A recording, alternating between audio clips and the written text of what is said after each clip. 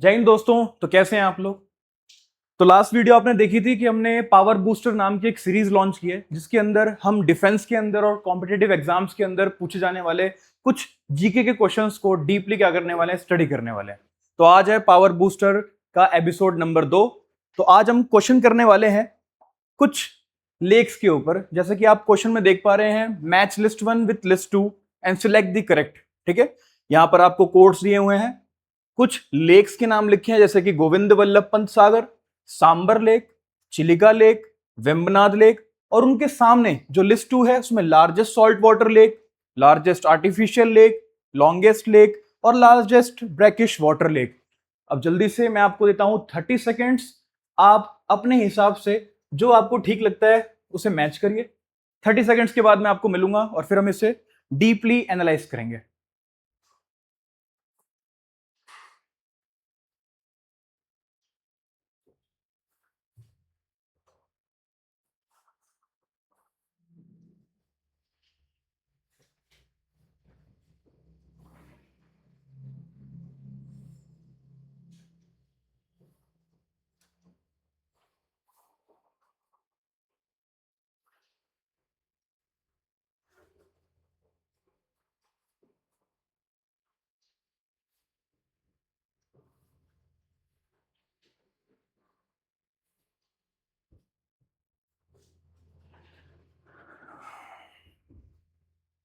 चलिए, तो थोड़ी बहुत कोशिश आपने की होगी। अगर आंसर आपका सही आ रहा हो तो अच्छी बात है, वरना कुछ नया जानने को आपको मिलेगा यहाँ पे। ठीक है, सबसे पहले अगर हम लास्ट स्लाइड में चलकर देखें तो क्वेश्चन के अंदर कुछ नाम दिए हुए हैं। हालांकि आप में इनमें से कुछ ना कुछ नाम तो सुने होंगे आप लोगों ने, जैसे चिलिका लेक, सांबर लेक। ये गोविंद वल्लभ पंत सागर जो आपका है, ये भी थोड़ा सा इंपॉर्टेंट बन जाएगा आपके लिए। अगर हम देखें तो साल 1947 के अंदर भारत आजाद होता है। ठीक है, और हमने लास्ट क्लास में भी देखा था कि भारत के आजाद होने के बाद भारत के अंदर कई सारे dams, multipurpose hydro electric projects जो होते हैं आपके, या आपके रिवर्स डैम प्रोजेक्ट्स होते हैं, वो लॉन्च किए गए थे। क्योंकि अगर आपकी बिजली की बात करें, हाइड्रो इलेक्ट्रिसिटी की बात करें, और साथ ही बात करें जैसे फ्लड प्रभावित जो क्षेत्र होते हैं, बाढ़ प्रभावित क्षेत्र होते हैं, उनमें भी डैम्स की बहुत ज्यादा आवश्यकता पड़ती है। तो भारत जब आजाद हुआ तो भारत की आजादी के बाद फर्स्ट 5 ईयर प्लान के अंदर, पहली पंचवर्षीय योजना के अंदर आपका भाखरा नांगल डैम को क्या किया गया बेटा, स्टैब्लिश किया गया। हालांकि उसे बनने में बहुत वक्त लगा, और उसके पहले आपका दामोदर रिवर वैली प्रोजेक्ट के अंदर एक बराकर नदी पर बना हुआ एक डैम था जिसका नाम था तिलैया डैम, जो भारत का पहला कंप्लीटेड डैम बनता है।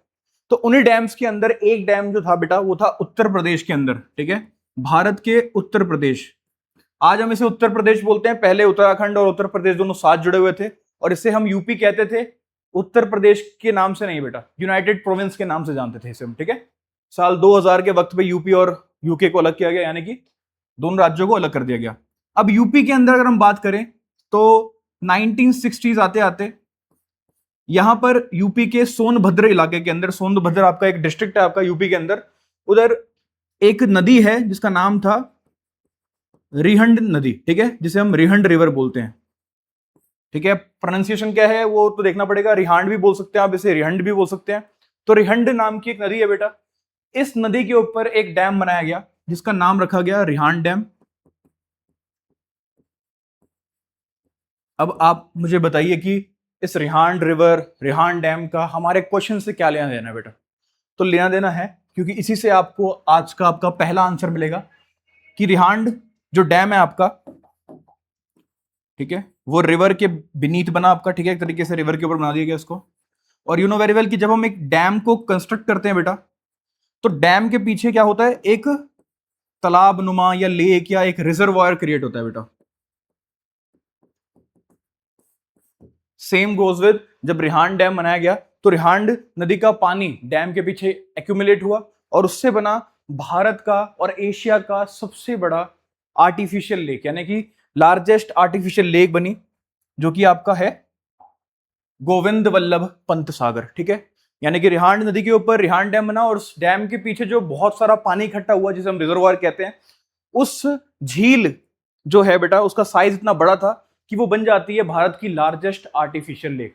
समझ में आया बेटा आप लोगों को। तो ये है हमारे भारत की लार्जेस्ट आर्टिफिशियल लेक। ये इंडिया की भी है बेटा और एशिया की भी शायद यही है बेटा, ठीक है। तो इंडिया की लार्जेस्ट आर्टिफिशियल लेक है बेटा आपकी गोविंद वल्लभ पंत सागर। गोविंद वल्लभ पंत सागर। अब इस गोविंद वल्लभ पंत सागर का नाम गोविंद वल्लभ पंत ही क्यों है बेटा, इस पर भी आपका सवाल बन सकता है। तो गोविंद वल्लभ पंत है कौन? गोविंद वल्लभ पंत जो है बेटा, he is the first chief minister of Uttar Pradesh. ठीक है, अगर आपसे कोई सवाल पूछे who is the first chief minister of Uttar Pradesh, तो ही इज गोविंद वल्लभ पंत जी। ये एक फ्रीडम फाइटर थे, ठीक है, और इन्हीं को ट्रिब्यूट करते हुए हमने क्या कर दिया, रिजर्वायर जो बना आपका, एक लेक बनी, बहुत बड़ी आर्टिफिशियल लेक बनी, उसका नाम हमने इनके नाम पे रखा। तो यहां पर हमने अपना पहला सवाल सॉल्व किया, यानी कि गोविंद वल्लभ पंत सागर जो है बेटा, उसे हम किससे मैच करेंगे बेटा? ऑप्शन नंबर 2 से, यानी कि लार्जेस्ट आर्टिफिशियल लेक कौन सी बेटा आपकी? गोविंद वल्लभ पंत सागर है। अभी मैं इस टॉपिक को खत्म नहीं करूंगा बेटा, यहां पर एक चीज और पढ़ेंगे हम लोग। अभी हम सीएम की बात कर रहे थे, यूपी के सीएम की बात कर रहे थे, ठीक है। अब जरा चलते हैं पश्चिम बंगाल की तरफ, वेस्ट बंगाल की बात करते हैं। अब जो वेस्ट बंगाल है आपका, ठीक है, जो आपका वेस्ट बंगाल है, यहां पर अगर आपसे कोई पूछे who is the first CM of West Bengal, तो he is doctor Prafulla Chandra Ghosh. और अगर आपसे कोई पूछे who is the second CM of West Bengal, तो he is doctor Bidhan Chandra Roy. अब आप सोचेंगे कि सर हम लेक का सवाल कर रहे थे, हम पॉलिटिक्स में कहां से घुस गए, ये सीएम की बात क्यों कर रहे हैं हम? तो यहां पर भी आपका एक सवाल निकलेगा, ठीक है, कॉम्पिटेटिव एग्जाम्स के पर्सपेक्टिव से अगर हम देखें तो यहां पर भी आपका सवाल निकलेगा। वेस्ट बंगाल के जो सेकंड सीएम बेटा डॉक्टर बिधान चंद्र रॉय, ये एक फिजिस्ट थे, केमिस्ट थे एक तरीके से, और इन्होंने ही भारत में इंडियन मेडिकल एसोसिएशन यानी कि आईएमए को सेटअप करने में भूमिका निभाई, बहुत बड़ी। इंडियन मेडिकल एसोसिएशन को सेटअप कराने में हेल्प की बेटा, और साथ ही मेडिकल काउंसिल ऑफ इंडिया को भी सेटअप कराया इन्होंने, यानी कि अकेले नहीं किया बेटा, बस साथ में सपोर्ट दिया मेडिकल काउंसिल ऑफ इंडिया। इनके इन्हीं काम के लिए बिधान चंद्र रॉय को दिया गया भारत रत्न, भारत का सबसे बड़ा सिविलियन अवार्ड, ठीक है। अगला पावर बूस्टर हम लेकर आएंगे भारत रत्न के ऊपर, पूरी जानकारी लेंगे हमारे देश के हाईएस्ट सिविलियन अवार्ड की, ठीक है। तो भारत रत्न से सम्मानित किया गया आपके डॉक्टर बिधान चंद्र रॉय को, और इनका जन्म हुआ था 1 जुलाई को। और बहुत शॉकिंग बात है कि अपने ही जन्मदिन वाले दिन, यानी कि 70-80 साल बिताने के बाद, ये अपने जन्मदिन वाले ही दिन क्या होता है बेटा, इनका देहांत हो जाता है। अब इनके जन्मदिन के उपलक्ष्य में हम हर साल 1 जुलाई को बनाते हैं नेशनल डॉक्टर्स डे, ठीक है।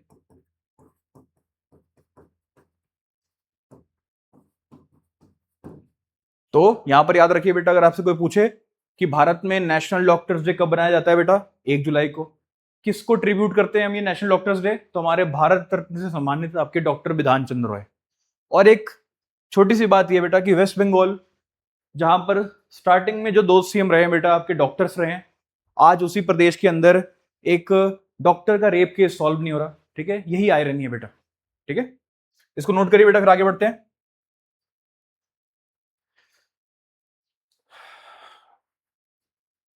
चलिए, तो हमने यहां देखा नेशनल डॉक्टर्स डे के बारे में, जानता हूं टॉपिक से जुड़ा हुआ नहीं है लेकिन पूछा जा सकता है आपसे, ठीक है। यहां हमने देखा किस तरीके से लार्जेस्ट आर्टिफिशियल लेक बनी हमारी गोविंद वल्लभ पंत सागर, ठीक है। तो हमने पहला अभी एक स्टेटमेंट क्या कर लिया बेटा, मैच कर लिया। दूसरे की बात करें बेटा तो वो है हमारा वेम्बनाड लेक। वेम्बनाड लेक के बारे में अगर हम देखें बेटा, तो इसको भी हम नेक्स्ट स्लाइड ले चलते हैं। जो हमारे भारत का निचला हिस्सा है, ठीक है, ये पेनिनसुला इंडिया जो आपका है, पेनिनसुला पता है आप लोगों को क्या होता है? A land mass cover with water from 3 sides, यानी कि एक जमीन का टुकड़ा जो कि तीन तरफ से पानी से घिरा हो, जैसे कि हमारा भारत का हिस्सा जो है, इस तरफ बंगाली खाड़ी जिसे हम बे ऑफ बंगाल कहते हैं, इस तरफ अरब सागर जिसे हम अरेबियन सी बोलते हैं, और नीचे हिंद महासागर जिसे हम इंडियन ओशन बोलते हैं। तो तीन तरफ से पानी से घिरा हुआ है, इसलिए हम इसे पेनिनसुला इंडिया बोलते हैं या इंडियन पेनिनसुला बोलते हैं। अगर एक लैंड मास फोर साइड से पानी से घिरा हो तो उसे क्या बोलेंगे? आइलैंड बोलेंगे। ठीक है, अब यहां पे क्या होगा बेटा, जो केरला का हिस्सा है बेटा, इस केरला के हिस्से में एक बहुत बड़ी एक लेक है जिसका नाम है वेम्बनाड लेक। ठीक है, तो केरला राज्य के अंदर एक झील है जिसका नाम है वेम्बनाड लेक, और आपने देखा कि वो वेम्बनाड लेक कितनी ही लंबी थी। इसलिए अगर आपसे कोई पूछे कि भारत की लॉन्गेस्ट लेक कौन सी बेटा, तो वो है वेम्बनाड लेक, और ये शायद 97 किलोमीटर के आसपास है। ठीक है, और केरला के बहुत सारे डिस्ट्रिक्ट्स में फैली हुई है। ठीक है, एक डिस्ट्रिक्ट ही अपने आप में कितना बड़ा होता है, तो ये 3-4 डिस्ट्रिक्ट के अंदर फैली हुई है, 97 किलोमीटर लंबी है। ठीक है, तो ये बनती है बेटा भारत की लॉन्गेस्ट लेक। ठीक है, अब आते हैं सांबर और चिलिका लेक के ऊपर। अगर आप अभी गूगल करने बैठेंगे और सर्च करें कि भारत की सबसे बड़ी सॉल्ट वाटर लेक कौन सी है, largest salt water lake in India कौन सी है, तो आपको ऑप्शन में बेटा दोनों ही दिखेंगे, सांबर लेक भी दिखेगा और चिलिका लेक भी दिखेगा। हालांकि सांबर लेक 200 या 300 स्क्वायर किलोमीटर के आसपास है, और चिलिका लेक जो है वो आपकी 1000 स्क्वायर किलोमीटर के आसपास है। चिलिका लेक नो डाउट बड़ी है, सरफेस एरिया वाइज बड़ी है, लेकिन दोनों का नाम ही क्यों आता है गूगल करने में? और यहां भी देखें अगर हम लोग, तो लार्जेस्ट सॉल्ट वाटर लेक है और लार्जेस्ट ब्रैकिश वाटर लेक लिखा हुआ है। तो अगर आप गूगल के हिसाब से चलेंगे बेटा, तो आप तो चिलिका लेक को कहां टिक कर देंगे? लार्जेस्ट सॉल्ट वाटर लेक पे, जो कि सही भी है, लेकिन पूरा क्वेश्चन पढ़ना बहुत जरूरी है। ऐसे एग्जाम्स के अंदर एक एक शब्द से क्वेश्चन पूरा का पूरा बदल जाता है। नीचे देखिए क्या लिखा है, largest brackish water lake. Brackish मतलब क्या होता है बेटा? ब्रैकिश का मतलब है बेटा, जब भी कभी समुद्र का पानी अपनी दिशा चेंज करके, जैसे मान लीजिए यहां पर एक जमीन है, ठीक है, मान लीजिए यहां पर जमीन है और इस तरफ क्या है, ओशियन है। ये आपका ओशियन वाला पार्ट है, ये आपका जमीन वाला पार्ट है। यहां समुद्र का पानी जो है बेटा, यहां समुद्र का पानी बहता हुआ आ रहा है, और उसने क्या किया भाई, समुद्र के पानी ने थोड़ा बहुत कुछ तूफान वगैरह आया, जिसकी वजह से पानी जो है वो जमीन पे आ गया, और जमीन में जाकर एक गड्ढे नुमा आकार की जगह में जाकर वो क्या हो गया, सेट हो गया। ठीक है, और एक लेक बन गई। तो जब भी समुद्र के पानी से कोई झील बनती है बेटा, तो उसे ब्रैकिश वाटर लेक बोलते हैं। अब समुद्र के पानी से बनेगी बेटा, तो सॉल्ट वाटर तो होगा ही उसके अंदर। ठीक है, तो यानी कि इस वर्ड के अंदर लार्जेस्ट ब्रैकिश वाटर लेक का मतलब क्या है कि इसमें सॉल्ट वाटर की बात कर रहे हैं बेटा, और साथ में ओशन वाटर की बात कर रहे हैं, क्योंकि सॉल्ट वाटर किसका है बेटा, ओशन का ही तो है। लेकिन यहां पे सिर्फ सॉल्ट वाटर लेक की बात हो रही है, जो सिर्फ खारा पानी है। समुद्र का खारा पानी है ऐसा नहीं लिखा यहां पर यहां पर लिखा है समुद्र का खारा पानी। और यू नो वेरी वेल कि चिलिका लेक जो है वो ओडिशा राज्य के अंदर आती है बेटा, और ये जो है भारत की लार्जेस्ट सॉल्ट वाटर लेक है, जो कि समुद्र से बनी है। ठीक है, यहां पे नेवी का हेडक्वार्टर भी है बेटा। सांबर लेक जो है वो एक इनलैंड सॉल्ट वाटर लेक है। ठीक है, इस क्वेश्चन में हम आगे लिख सकते हैं यहां पर कि इनलैंड। ठीक है, भारत के अंदरूनी हिस्सों में अगर हम देखें तो सांबर लेक जो है बेटा राजस्थान के अंदर पड़ती है, और ये लार्जेस्ट सॉल्ट वाटर लेक है, जमीन के ऊपर बिना समुद्र के पानी से निर्मित हुए। वहीं पर चिलिका लेक जो है बेटा आपकी, वो लार्जेस्ट ब्रैकिश वाटर लेक है, जो कि सॉल्ट वाटर लेक तो है ही लार्जेस्ट, साथ ही ये सॉल्ट वाटर जो है आपका वो कहां से आया हुआ है, ओशियन से आया हुआ है। ठीक है, और ये चिलिका लेक को बनाने में हेल्प कौन करता है बेटा, महानदी। ठीक है,